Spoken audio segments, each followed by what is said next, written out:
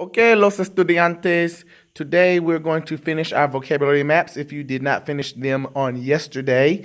And we're going to work on a vocabulary Quizlet as well as a graphic organizer. The topic will be aggression and how it led to World War II. Quick reminder, yesterday's vocabulary words: fascism, Holocaust, Manhattan Project, draft, rationing, internment, containment theory, minority, capitalism, communism, bond, neutrality. Example, you need to create a Frere map which consists of 4 quadrants. The word that you are going to work with should go in the center circle. Top left quadrant, give me a definition. Top right quadrant, use that word in a sentence. Bottom left quadrant, give me a synonym or word with similar meaning. Bottom right quadrant, your choice of either an illustration or to give me that word's opposite meaning or antonym.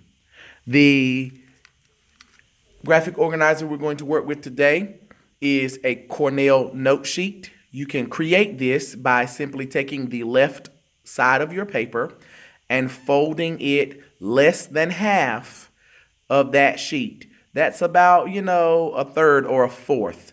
Take that left corner, fold it over less than halfway across the page to create 2 sections on your paper. The left section should be smaller. The right section should be significantly larger. At the top, you write the topic. The left column will contain key terms, dates, events, or headings. And to the right, you will take notes. Notes should always be in your own words. It could include symbols or other representations. Together, this is what our ultimate finished product should look like. So, our topic, again, is aggression. You might want to begin by using other words. Note other words that mean the same thing so that you understand exactly what you're doing. When I think of aggression, I think of something that is violent, rough, or hostile. Our first topic is dictators. When we go back through our notes, we know that we've talked about several dictators that also might be considered aggressive. Italy had its Mussolini. Germany had its Hitler. Japan had its Tojo. I'm going to add a 4th individual to that list today. The Soviet Union had its Joseph Stalin. Joseph Stalin. Stalin reigned in the Soviet Union. These particular leaders used their militaries to go into these other countries without cause, without provocation, and created warlike symptoms. They went in with force to take control of these nations. For example, Japan went into China and other Asian countries. Italy went into Ethiopia. Germany wanted to not just go into a particular country or nation state, but to unite every German-speaking country. I remind you geographically that Japan is this tiny island here out in the Pacific Ocean. They are going to jump over the Koreas and go into China to begin the expansion of their Asian empire. The little boot country of Italy here, which is also peninsular because it is surrounded by water to its furthest border. Italy is going to come down into the African continent and go into Ethiopia. And again, we're also reminded that Germany, which sits further north, is going to be interested in uniting all of the the German-speaking territories here. So just keep in mind who they're surrounded by. Denmark, Poland, Austria, all of these other little areas here just north of Italy is Germany. I've also reminded you that while this was going on, other European nations sought to utilize appeasement as a way to decrease tension and to keep from going into conflict.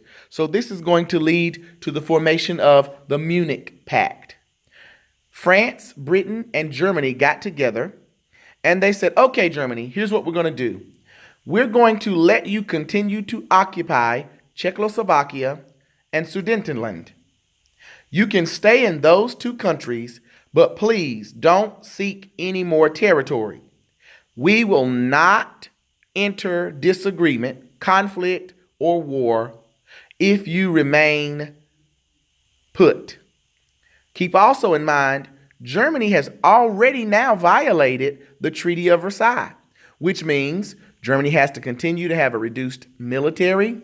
They've already had to pay war reparations and debts to other countries, and they cannot gain any new territory. So we already see that Germany has already violated the agreement that ended World War I. So keep that in the back of your mind, and now ask yourself the question, if they've already violated that treaty, what's going to keep them from violating the Munich Pact? And just as you might suspect, Germany continues its advancement by going into Poland, then by invading France, then by invading Great Britain. Notice that those were the same countries that had established the Munich Pact. And then here's something that's interesting. He also invades the Soviet Union. Now, what I want you to remember is that these people up here are supposed to be allies. So now Hitler has turned on Joseph Stalin and also gone into his territory. The end result, it leaves Europe engaged in a war. By 1941, the European nations were right back in a position that they feared most. They found themselves in a major conflict. The United States in all of this, see those two words there? American neutrality, have decided that they are not going to play an immediate part in these new tensions that have now jumped off in the European world.